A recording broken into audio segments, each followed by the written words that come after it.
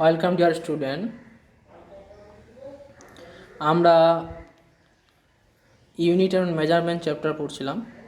Unit on measurement chapter যে টপিকগুলো আমি কভার করেছিলাম, অর্থাৎ প্রিভিয়াস কভার টপিক হচ্ছে dimension equation and dimension analysis. Today's topics measurement of mass and time and significant figure, অর্থাৎ mass এবং টাইমকে কীভাবে আমরা পরিমাপ করি এবং সিগনিফিক্যান্ট ফিগার জিনিসটা কী, এই দুটো টপিক নিয়ে আমি আজকে আলোচনা করব। ওকে, তাহলে শুরু করা যাক। প্রথমে হচ্ছে মেজারমেন্ট অফ লেন্থ। ঠিক আছে, লেন্থকে কীভাবে আমরা মেজার করতে পারি। লেন্থের দুটো প্রসেস আছে, ডাইরেক্ট মেথড আর একটা হচ্ছে ইনডাইরেক্ট মেথড। ডাইরেক্ট মেথড বলতে কি? ডাইরেক্ট মেথড বলতে যেমন আমরা কিছু কিছু লেন্থের রেঞ্জ আছে যেগুলো কি আমরা কী করি, ডাইরেক্টলি আমরা সেগুলোকে মেজার করতে পারি। অর্থাৎ একবারে যেমন মিটার স্কেল বা ভার্নিয়ার স্কেল বা স্ক্রু গেজ, এরকম কিছু কিছু স্কেল আছে যার সাহায্যে আমরা ডাইরেক্টলি মেজার করতে পারি। যেমন লেন্থের রেঞ্জ যদি 10⁻³ মিটার টু 10⁻² মিটার, অর্থাৎ 100 মিটার মধ্যে থাকে, তাহলে সেটা আমরা মিটার স্কেলে মাপতে পারি। জানি আমরা মিটার স্কেল কাটা থাকে 100 মিটার পর্যন্ত থাকে, কাটা থাকে না, কিন্তু মিটার স্কেল থাকে 1 মিটার পর্যন্ত থাকে, 1 মিটার ওই করে থাকে, 1 মিটার থাকে, 2 মিটার থাকে, এরকমভাবে স্কেল থাকে। সেটাকে কী করে দেয়, মানে 100 মিটার পর্যন্ত মিটার স্কেলে মাপা যায়। ঠিক আছে, মিটার স্কেলের সাহায্যে এটাকে 100 মিটার পর্যন্ত পরিমাপ করা যায়। আর তারপর লেন্থ আপ টু 10⁻⁴ মিটার, আরও কমিয়ে দিলাম লেন্থটাকে। ঠিক আছে, সেটা কি কার সাহায্যে মাপা যাবে? ভার্নিয়ার ক্যালিপাস বলে একটা যন্ত্র আছে। ঠিক আছে, ভার্নিয়ার ক্যালিপাসের সাহায্যে আমরা 10⁻⁴, অর্থাৎ কী হচ্ছে 1 মিলিমিটার থেকেও কম, 1 মিলিমিটার থেকেও কম, তার সেই সম্বন্ধ কি মানে সেই মানে দৈর্ঘ্যকে আমরা কী করি, ভার্নিয়ার স্কেলের সাহায্যে মাপি। আবার তার থেকেও ছোটো 10⁻⁵ মিটার, 10⁻⁵ মিটার, সেই যে দৈর্ঘ্য সম্পূর্ণ করে বস্তুকে কার সাহায্যে মাপি? স্ক্রু গেজের সাহায্যে। ঠিক আছে, এগুলো যখন 11-এ তোমরা যখন প্র্যাকটিক্যাল করবে তখন দেখবে এর যন্ত্রগুলোর ব্যবহার পাবে। ওকে, ঠিক আছে। এবার পাবো ইনডাইরেক্ট মেথড। ইনডাইরেক্ট মেথড মানে কোথায় অ্যাপ্লাই হয়? ইনডাইরেক্ট মেথড অ্যাপ্লাই হয় যখন আমরা কোনো দূরে কোনো স্টার বা পৃথিবীকেও বলতে পারি, পৃথিবী, স্টার, এই যে দূরে দূরে যে জিনিসগুলো রয়েছে আমাদের কাছ থেকে অনেক দূরে, সেই বস্তুগুলো যে ডিস্টেন্স তাদের সেইগুলো মাপতে পারি। যেমন এখানে একটা এক্সাম্পল দেওয়া হয়েছে, ধরো প্যারালাক্স মেথড। যে প্যারালাক্স মেথড বলে একটা আছে, সেই প্যারালাক্স মেথড ইউজ করে আমরা কি করি, দূরে কোনো তারা কত ডিস্টেন্স আছে সেই ডিস্টেন্সটা মেজার করতে পারি। ধরো এখানে এটা এই দেখানো হয়েছে, এই যে সি পয়েন্টে, ধরো এই সি পয়েন্টে একটা কী আছে, কোনো একটা স্টার আছে। ওকে, এবং কী হচ্ছে এইখানে এই পজিশানে কী আছে, সান আছে, এবং এই যে পথটা দেখা যাচ্ছে সেটা হচ্ছে কি, মানে পৃথিবী যে পথে সূর্যকে পরিক্রমণ করে। ধরো কোনো এক সময় পৃথিবীর পজিশন এই পজিশনে ছিল, কোনো এক সময়, ঠিক আছে, পৃথিবীর পজিশন এই পজিশনে। এবারে তাহলে কী হবে, এ পজিশনে যখন থাকবে তখন অ্যাস্ট্রোনমিক্যাল বলে একটা টেলিস্কোপ থাকবে। ঠিক আছে, এই অ্যাস্ট্রোনমিক্যাল টেলিস্কোপের সাহায্যে আমরা যখন অ্যাস্ট্রোনমিক্যাল টেলিস্কোপটা যখন সোজাসুজি তাকে বসানো হয়, ঠিক আছে, তখন তাকে করা হয়, সে লাইট তো আমরা সোজা দেখি, লাইট তো সোজাসুজি আসে, লাইটকে সোজা দেখবো আমরা, তখন এই যে লাইট সোজাসুজি আসছে এই অ্যাঙ্গেলটা, এবং তারপরে সেই টেলিস্কোপটা ঘুরিয়ে এই যখন তারাটাকে দেখা হয়, অর্থাৎ স্টারটাকে দেখানো হয়, তখন তার মাঝে যে অ্যাঙ্গেলটা সেটাকে কিন্তু পরিমাপ করা হয় কার সাহায্যে? অ্যাস্ট্রোনমিক্যাল কিছু টেলিস্কোপ, অ্যাস্ট্রোনমিক টেলিস্কোপ। ঠিক আছে, অ্যাস্ট্রোনমিক টেলিস্কোপের সাহায্যে কিন্তু এটা মেজার করা হয়। ঠিক 6 মাস পরে পৃথিবী পজিশন কোথাও হবে, এই বি পয়েন্টে হবে। সেই বি পয়েন্টে একই রকম মেথডে এখানেও এই θ2 অ্যাঙ্গেলকে পরিমাপ করা হয়। এখানে যেমন θ1 অ্যাঙ্গেলকে পরিমাপ করেছি, θ1, এখানে কী হচ্ছে θ2 অ্যাঙ্গেলকে পরিমাপ করা হবে। ঠিক আছে, তাহলে আমরা যেহেতু এটা কি এই θ1 θ2কে যদি পরিমাপ করতে পারি, তাহলে এই অ্যাঙ্গেল দুটো আমরা পরিমাপ করতে পারবো, তাই তো? এই অ্যাঙ্গেল দুটো আমরা পরিমাপ করতে পারবো, এটা আর এটা, θ1 + θ2 দুটোই পরিমাপ করতে পারবো। এবং আমরা এই যে পৃথিবী থেকে অর্থাৎ earth distance between earth and star and distance between sun and star is close, অর্থাৎ খুব কাছাকাছি, তাদের ডিস্টেন্সটা প্রায় সেম, কাছাকাছি হবে, ঠিক আছে। অর্থাৎ এই যে লাইটটা, এই যে স্টারটা বলছি, সেটা কিন্তু 100 লাইট ইয়ার্স দূরে থাকবে, লেস দেন 100 লাইট ইয়ার্স, আমি ধরে নিলাম 100 লাইট ইয়ার্স। তা 100 লাইট ইয়ার্স কিন্তু অনেকটা, ঠিক আছে, মানে 100 আলোকবর্ষ, বাংলাতে বলা হয় আলোকবর্ষ, লাইট ইয়ার্স হচ্ছে আলোকবর্ষ, ঠিক আছে, আলোকবর্ষ 100 আলোকবর্ষ দূরে কিন্তু থাকবে। সেই সমস্ত তারাকে কিন্তু কী হয়, তাদের কতটা দূরে আছে সেই ডিস্টেন্সটাকে মেজার করা হয়। তাহলে কী হচ্ছে, এই এ থেকে সি পর্যন্ত ডিস্টেন্স আর এই যে সান থেকে সি পর্যন্ত ডিস্টেন্স, সেই ডিস্টেন্সটা প্রায় একই, ঠিক আছে। তাহলে এই ডিস্টেন্সের ডিটা আমরা কি, ডিটাও কিন্তু অ্যাস্ট্রোনমিক্যাল যে টেলিস্কোপ, সেই অ্যাস্ট্রোনমিক টেলিস্কোপ থেকেও মেজার করা হয়, ওকে। আর এই কার্ভেচারটা আমরা ওই একই সাহায্যে পেতে পারি, ঠিক আছে। তাহলে আমরা অ্যাঙ্গেল সমান কী জানি, যে আর্ক বাই রেডিয়াস, চাপ বাই ব্যাসার্ধ, ওকে। অ্যাঙ্গেল কোনটা, অ্যাঙ্গেল হচ্ছে এটা টোটালটা অ্যাঙ্গেল কোনটা, এই টোটালটা অ্যাঙ্গেল, ঠিক আছে, θ1 প্লাস θ2। তাই θ1 প্লাস θ2 যদি হয়, তাহলে θ1 প্লাস θ2 সমান আর্ক কত, আর্ক হচ্ছে ডি, স্মল ডি, ঠিক আছে। আর রেডিয়াস কত, রেডিয়াস হচ্ছে ক্যাপিটাল ডি, তাহলে small d by capital D. এখানে কিন্তু বলা আছে AC equal to BC, AC equal to BC equal to D, ঠিক আছে। এই এসি প্লাস বিসি এটা ডি এর প্রায় কাছাকাছি, ঠিক আছে। আমি বললাম যে সান থেকে যে স্টারের দূরত্ব এবং আর্থ থেকে স্টারের দূরত্ব প্রায় কাছাকাছি, ওকে। এবং এখানে ধরেছে let θ1 plus θ2 equal to theta. So theta equals to কি, তাহলে আমি θ1 প্লাস θ1 জায়গায় থিটা বসিয়ে দিলাম, তাহলে theta equals to small d by capital D, তাহলে ক্যাপিটাল ডি ইকুয়ালস টু কত, স্মল ডি বাই থিটা। তাহলে আমরা কী বুঝতে পেলাম, যে সান থেকে বা আর্থ থেকে ওই স্টারের দূরত্বটা কত, এই যে টোটাল ডিস্টেন্সটা, এই যে ক্যাপিটাল ডি, এই ডিটা আমরা বার করতে পারলাম, কী পেলাম, যে small d by theta. Theta is angle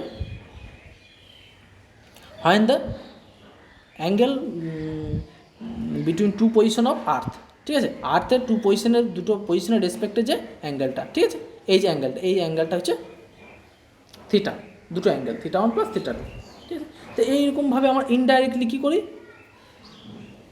আমরা ডিস্টেন্সটাকে মেজার করি। কোন ডিস্টেন্সটা, যেমন অনেক দূরে বসে, যেমন 100 লাইট ইয়ার্স, এখানে যেমন বলেছে 100 light years, 119 light years, 80 light years, এরকম দূরত্বে কোনো তারা বা কোনো একটা গ্রহ, কোনো একটা নক্ষত্র, কিছুকে যখন আমরা মেজার করি, তার ডিস্টেন্স কত দূরত্বে আছে আমাদের কাছে পৃথিবী থেকে, তখন সেই যে মেথডটা আমরা ইউজ করি সেটা হচ্ছে ইনডাইরেক্ট মেথড, ওকে। এবং সেই যে তাকে আরেকটা নাম দিয়ে পড়া হয়, কী বলা হয়, প্যারালাক্স মেথড, ওকে। তাহলে এটা আমরা বললাম মেজারমেন্ট অফ লেন্থ। এবার করবো আমরা measurement of mass and time, okay, যেটা আমাদের main topic, measure of mass and time, sorry, measurement of mass and time. First পড়বো মেজারমেন্ট অফ মাস। এক্ষেত্রেও দুটোভাবে আমরা করতে পারি। যেমন যে মাসগুলো আমাদের ভিজিবল, যেসব মাসগুলো, বস্তুগুলো আমাদের দেখতে পাই, যেসব বস্তু মাস, ভর, এগুলো দেখতে পাই, যে কোনো বস্তু, যেমন সেগুলো কী হিসেবে পরিমাপ করি, যেমন ভর, যেগুলো ভর থাকে, আমরা যেগুলো দৈনন্দিন হিসেবে ব্যবহার করি, যে মাছগুলো, একটা লোহার টুকরো, ঠিক আছে, এক লোহার টুকরো কি, তার একটা মাছ তারা আমরা দেখতে পাই, তো সেই মাছগুলো আমরা কার সাহায্যে পরিমাপ করি, সেগুলো বিম ব্যালেন্সের সাহায্যে কী হয়, কেজি দিয়ে কেজি দ্বারা মাপা যায়, দেখতে পাই।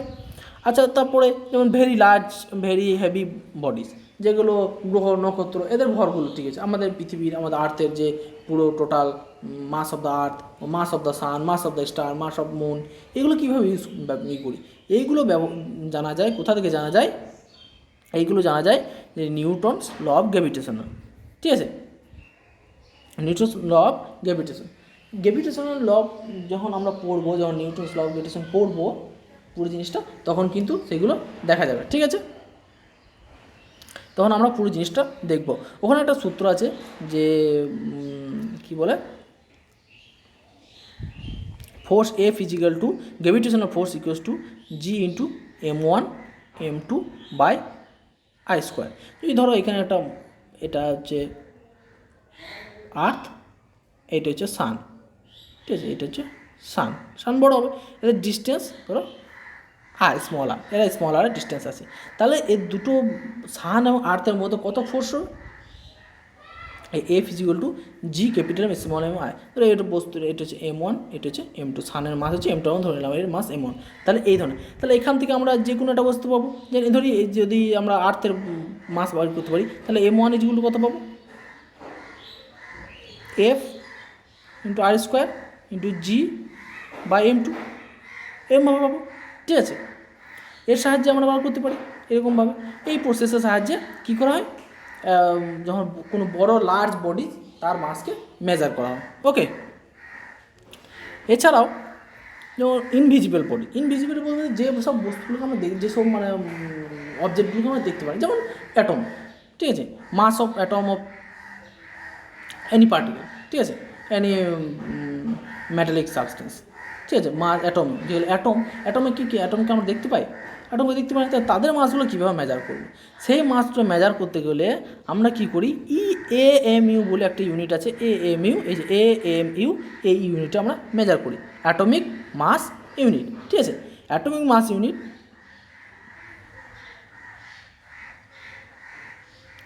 1 unified atomic mass unit equals to, যাকে বলা হয় 1U, AMU, অর্থাৎ 1 AMU ইকুয়ালস টু 1U লেখা হয়। ওকে, তাহলে 1U equals to 1/12 of mass of an isolated atom of the isotope carbon 12 in kg, অর্থাৎ কার্বন 12, ঠিক আছে, যে কার্বনের যে অ্যাটমিক মাস, সে অ্যাটমিক মাসের মাস কত, 12, তাই তো, সে 12-এর 12 ভাগের 1 ভাগ, ঠিক আছে, 1/12 মানে কত, 1/12, 12 ভাগের 1 ভাগ যে মাসটা, সেইটা হচ্ছে কি 1 AMU।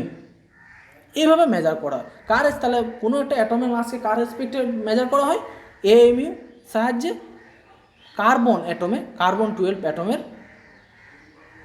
রেফারেন্সে মেজার করা হয়। ওকে, তাহলে কি ইনভিজিবল বডিজ ক্ষেত্রে এইভাবে মাস মেজার করা হয়, এগুলো তোমরা নোট করে নিতে পারো, পরপর আমি লিখে দিয়েছি। ঠিক আছে, হ্যাঁ, 1 AMU ইকুয়ালস টু, বলে দিই 1 AMU ইকুয়াল তো 1 AMU equals to 1.66 into 10⁻⁻27 KG. Okay, 1 AMU equals to 1 AMU, এই মানটা কিন্তু মনে রাখবে, এটা ক্ষেত্রেও প্রবলেম ক্ষেত্রে অনেক সময় কাজে লাগবে। ঠিক আছে, এবার করবো measurement of time. Measurement of time আমরা কি, সব থেকে স্মলেস্ট ইউনিট কোনটা, সেকেন্ড আমরা জানি, আর আছে আরও ন্যানো সেকেন্ড আছে, ন্যানো সেকেন্ড ভাগ করে দেওয়া আছে, কিন্তু আমাদের যে নর্মালি ইউজ করে সেটা হচ্ছে কি সেকেন্ড টার্ম, সেকেন্ড, তাই তো। এই সেকেন্ড জিনিসটা কি, এই সেকেন্ড জিনিসটা হচ্ছে 1/86,400 অফ সোলার ডে। ওকে, অর্থাৎ 1/86,400 solar day equals to 1 second. 1 second equals to the 1/86,400 solar day. That is solar day, 1 solar day 24 hours.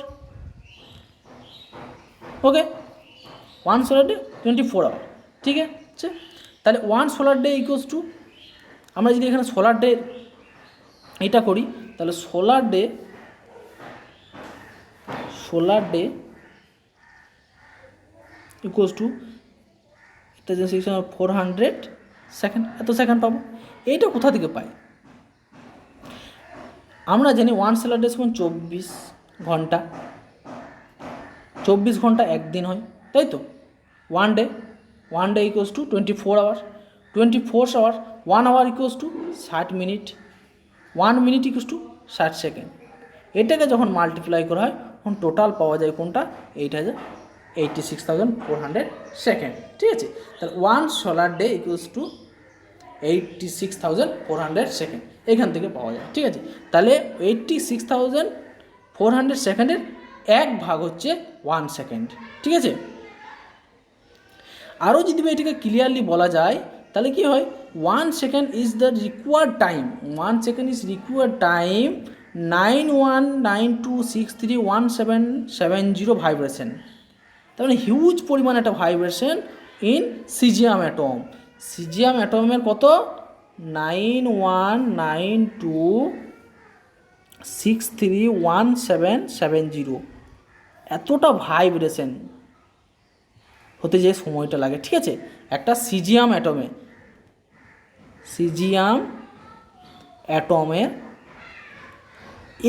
এত সংখ্যক ভাইব্রেশন করতে যে সময় লাগে সেটা হচ্ছে 1 সেকেন্ড, যদি খুব অ্যাকুরেটলি বলা হয়, ঠিক আছে। তাহলে আমরা সিজিয়ামের ক্লক পড়বো, সিজিয়াম ক্লক আছে। তো 1 সেকেন্ড আমরা কাকে বলবো, যে 9192631770, এটা নিটেও বা জয়েন্ট এন্ট্রান্সে বা বোর্ডেও এক্সামে পড়তে পারে, যে 1 সিজিয়াম অ্যাটম কতগুলো ভাইব্রেশন সমান 1 সেকেন্ডকে হিসাব করা হয়, ঠিক আছে, 1 সেকেন্ড হিসেবে, যে how many vibration calculate to equal 1 second. 4টা অপশান দিয়ে দেবে, এরকম হিউজ পরিমাণ না, আর সংখ্যাটা বিশাল বড়, একটা মনে রাখতে প্রবলেম হবে, তো তোমরা একটু ট্রাই করবে, চেষ্টা করবে মনে রাখা। তাই এই সংখ্যক কী হয় ভাইব্রেশন হবে, সেটাকে আমরা একটা স্ট্যান্ডার্ড 1 সেকেন্ড বলে থাকি, ঠিক আছে। তাহলে এখানে মেজারমেন্ট অফ টাইমটা আমরা বললাম। এবার আসি আমরা সিগনিফিক্যান্ট ফিগার। সিগনিফিক্যান্ট ফিগারটা জিনিসটা কি? Significant figure, the number of digit in the measured value of any physical quantity. The number of digit in measured value of any physical quantity that shows degree of accuracy.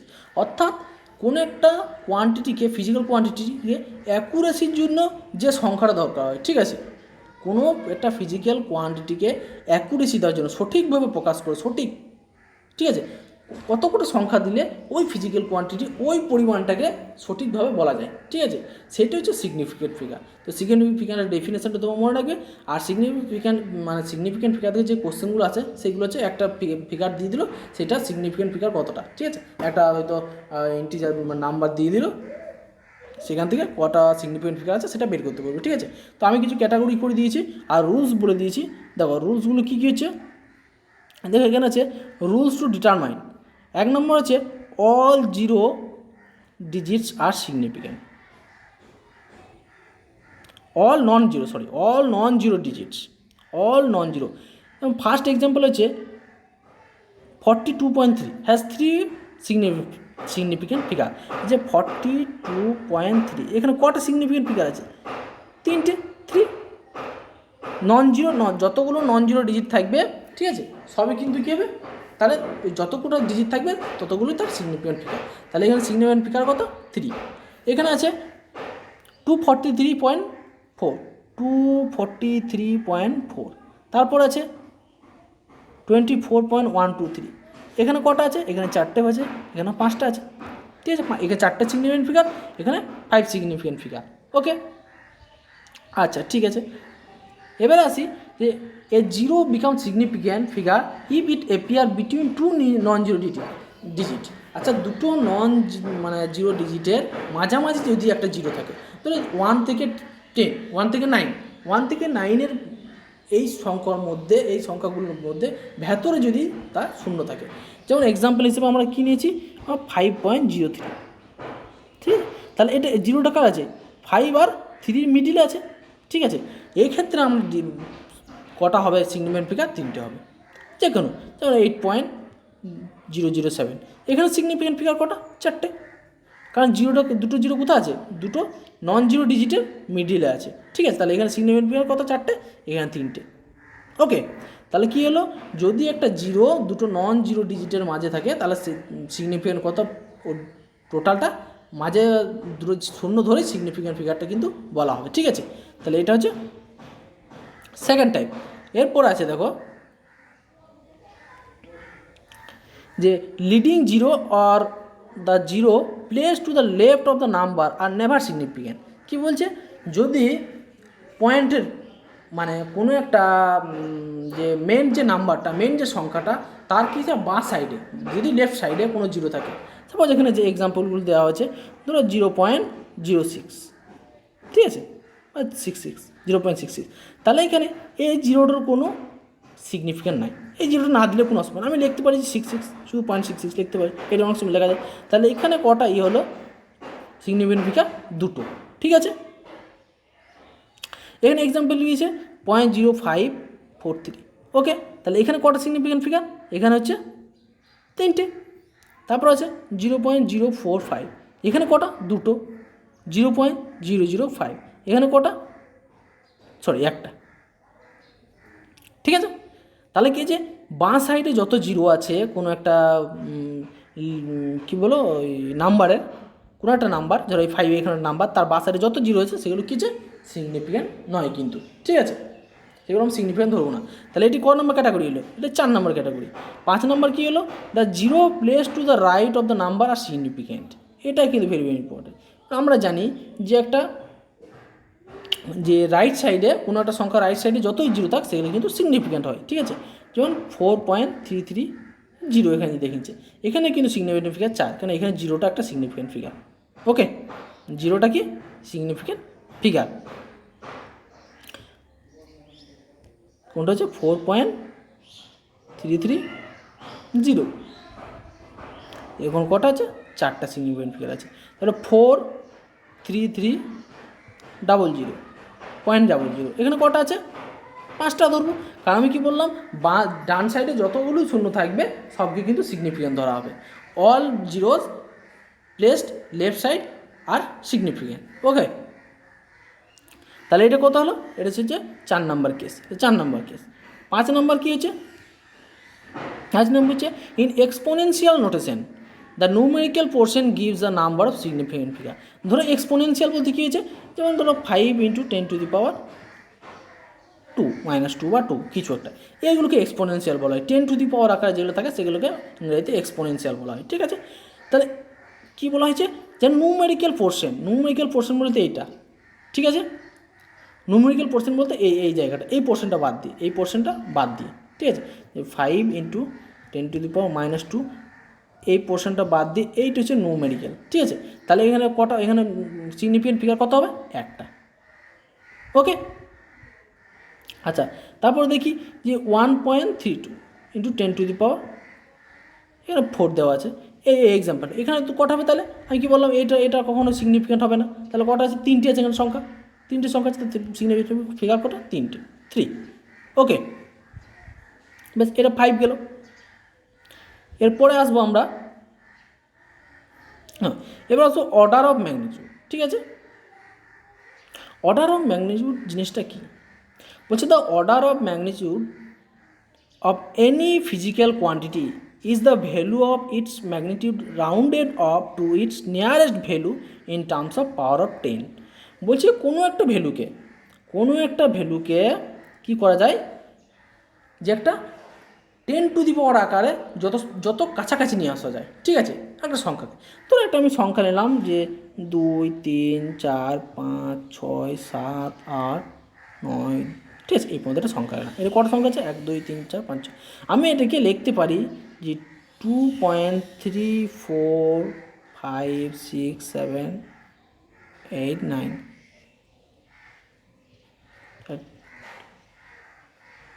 2 4 6 7, তার 10⁻7 এই হিসেবে লিখতে হবে। এই 10⁻, কোনো সংখ্যাকে 10⁻7 আকারে যখন দাঁড় করানো হয় সেটিকে বলা হচ্ছে অর্ডার অফ ম্যাগনিটিউড। ঠিক আছে, এবার এটি কিছু রুলস আছে।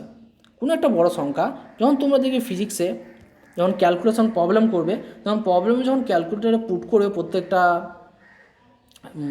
মানকে পুট করবে, তখন দেখবে একটা রাউন্ড ফিগার আসবে না, একটা বড় একটা সংখ্যা, এই ধরনের একটা সংখ্যা চলে আসবে, তখন তোমাকে একটা ইংরেজি ENG বলে একটা ফর্ম থাকে, সেখানে একটা টিপলে এই যে রাউন্ডেড অফ একটা ফিগার চলে আসে, এইভাবে একটা ফিগার চলে আসে। ঠিক আছে, এইভাবে একটা ফিগার আসে। তাহলে এইটা হচ্ছে অর্ডার অফ ম্যাগনিটিউড, এইভাবে দাঁড় করানোটা। ঠিক আছে, তাহলে এর কিছু রুলস আছে। দেখো, অর্ডার অফ ম্যাগনিটিউডের কিছু রুলস আছে। যে কন্ডিশন বলছে কি, যে অর্ডার অফ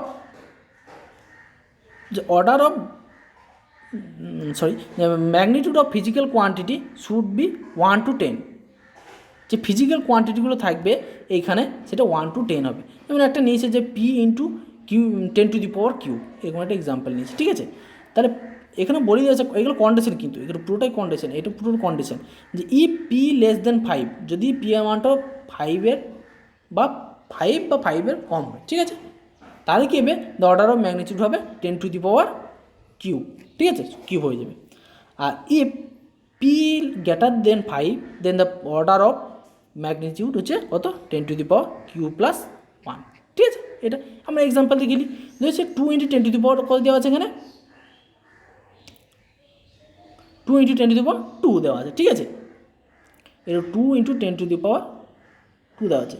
তাহলে এই জায়গার কত আছে 2, এটাকে হচ্ছে 5-এর থেকে কম, তাই তো। তাহলে অর্ডার কত হবে 10⁻³ যেটা থাকবে এখানে যেটা থাকবে সেটা হয়ে যাবে, তাহলে 10⁻, তাহলে অর্ডার কত হলো 10⁻² অর্ডার, তাহলে লেখা আছে দেখো অর্ডার অফ ম্যাগনিটিউড 10⁻²।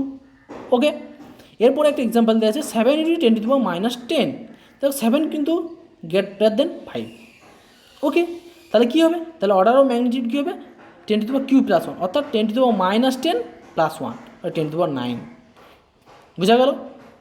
তাহলে আমরা এই যে 7 × 10⁻−10 এটাকে কী করছি, এটিকে যত আমরা 5-এর ওই ধারে নিয়ে যেতে পারি, 5-এর কাছাকাছি 5, 4, 3, 2 নিয়ে যেতে পারি, 1-এর কাছাকাছি। তাহলে এটি কী কিন্তু 1-এর কাছাকাছি নিয়ে গেলে এটি যদি আমি বলি একটা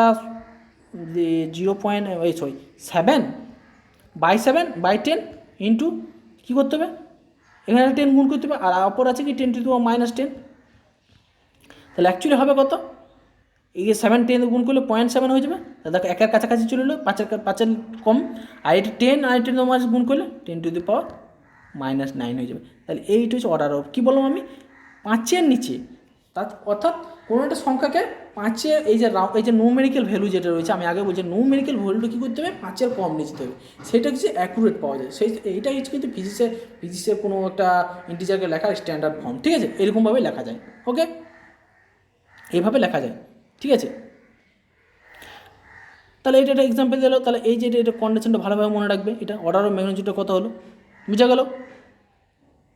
বেশ, তাহলে এরপরে আমার একটা এক্সাম্পল দেখবো কি দেখবো, তো 3 নম্বর একটা এক্সাম্পল দেওয়া আছে এখানে, এই যে 5 × 10⁻−10, আমি কি বলেছি 5-এর থেকে যদি বেশি হয় তাহলে কিন্তু কি হবে, 5-এর থেকে বেশি হলে, 5-এর থেকে যদি বেশি হয়ে যায় তাহলে 10⁻এর ওপরে 1 ঘর বেড়ে যাবে, +1 হয়ে যাবে, তাই তো, +1 হবে, Q+1, সরি ভালো করে লিখে দেবো, কী হচ্ছে যদি 5-এর যে 5 গ্রেটার দেন 5 তাহলে কী হবে, তাহলে 10⁻এর ওপরে Q+1 এরকম হয়ে যাবে, ঠিক আছে। কিন্তু এখানে 5 আছে, তাহলে আমি বলেছিলাম যদি লেস দেন = 5 হয় তাহলে কী হবে 10⁻³ থেকে যাবে, তাহলে এখানে কী আছে 10⁻−10 আছে তো 10⁻−10 আছে, তাহলে অর্ডার অফ ম্যাগনিটিউড কত হবে 10⁻10 হয়ে যাবে, কারণ এটা 5 আছে, তাই তো। এখানে দেখো, এখানে নেক্সট এক্সাম্পল যেটা দেওয়া আছে, নেক্সট এক্সাম্পলটা খুব ইম্পর্টেন্ট, দেখলে বুঝতে পারবে এই এক্সাম্পলটা, যে আছে 362.4 × 10⁻5, ঠিক আছে। এটাকে আমরা কী করবো, কী করবো সংখ্যাটাকে 362 আছে, আমি সংখ্যাটাকে কী করবো 5-এর কাছাকাছি নিয়ে যাবো বা 5-এর থেকে কম নিয়ে যাবো, তাহলে আস্তে আস্তে পয়েন্টটাকে বাড়িয়ে যাবো এইদিকে, তাহলে আমি কী করলাম পয়েন্টটা যত এদিকে নিয়ে আসছি তত 10⁻এর দিকে কী হবে একটা গুণ হয়ে যাবে এরকমভাবে, তাই তো। দেখো এটাকে আবার গুণ করে দাও 10⁻, এই সংখ্যাটাকে এটাই চলে আসবে, এই সংখ্যাটা চলে আসবে, ঠিক আছে। তাহলে আমি কি রাউন্ড অফ করছি, ঠিক আছে, এটাকে আমি 10⁻ আকার 10⁻ যে আকারটা অপর রয়েছে সেটাকে বাড়ানোর চেষ্টা করছি। তাহলে একবারে ছিল 362, এটা নিয়ে চললাম কত 3.624 × 10⁻7 করে দিলাম, তাহলে দেখো সংখ্যাটাকে লিখতে অনেক বা করতে অনেক সুবিধা হলো, ঠিক আছে। এই যে তোমার 10⁻এর আকারে কোনো জিনিসকে লেখা, এইটা হচ্ছে অর্ডার, তাহলে এর অর্ডার অফ ম্যাগনিটিউড 10�7, ঠিক আছে। তাহলে এখানে যদি বলতাম যে এইখানে 362 আছে, তাহলে এটা কিন্তু 5-এর থেকে বড়, তার অর্ডার হচ্ছে 5 + 1 6, কিন্তু ভুল হয়ে যাবে এটাকে।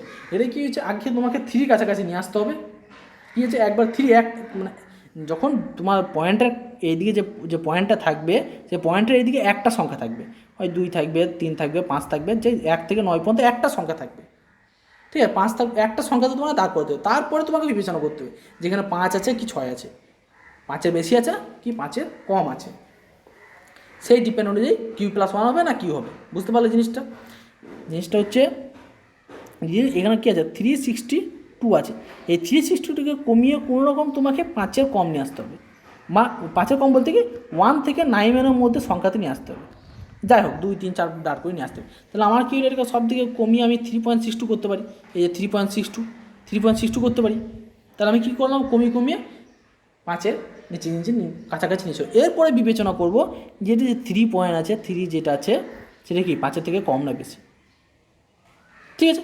5-এর থেকে কম, তাহলে আমার যা আছে তাই থেকে যাবে 10⁻7 থেকে, তাহলে অর্ডার অফ কত 10⁻7। এবার দেখো 1 ইয়ার, এখানে একটা ক্যালকুলেশন করা আছে 1 ইয়ার ইকুয়ালস টু 365, ওকে। আবার 365 days, 1 day equal to 24 hour, 1 hour is equal to 60 minute, 1 minute is equal to 60 second, that means 31536,0000 second, ঠিক আছে? তার মানে এটা কি লিখতে পারি, এত সেকেন্ড, যে 31536,4 জিরো তারপর, ঠিক আছে? এত সেকেন্ড হচ্ছে। তবে এই সংখ্যাটাকে বলা হচ্ছে খুব বলতে খুব একটা সমস্যা, এত বড় সংখ্যাটাকে একটা, ঠিক আছে? আমরা সুবিধার্থে কী করে নিচ্ছি দেখো, যে 3.1536 ইন্টু 10⁻7, তাহলে কী করলাম 10 আকারে নিয়ে চললাম, তাহলে এর অর্ডার অফ ম্যাগনিটিউড কত হলো 10⁻7, ঠিক আছে? কত হলো 10⁻7, এর 3 পয়েন্ট নিয়ে চললাম, কারণ কি দেখো এই যে দশমিকটা রয়েছে, এই দশমিকটাকে যদি 1টা 2টো 3টে 4টে 5টা 6টা 7টা টাকা নিয়ে চলে আসছে, ঠিক আছে? তাহলে নিয়ে চলে আসছে এখানে, তাহলে এই সংখ্যাটা এত একটা সংখ্যা হলো 10⁻7, তাহলে অর্ডার অফ ম্যাগনিটিউড কত হলো 10⁻7। তাহলে অর্ডার অফ ম্যাগনিটিউডটা বোঝা গেল কীভাবে অর্ডার অফ ম্যাগনিটিউড বের করা হয়, ঠিক আছে? আজকে এতটাই থাক, ওকে।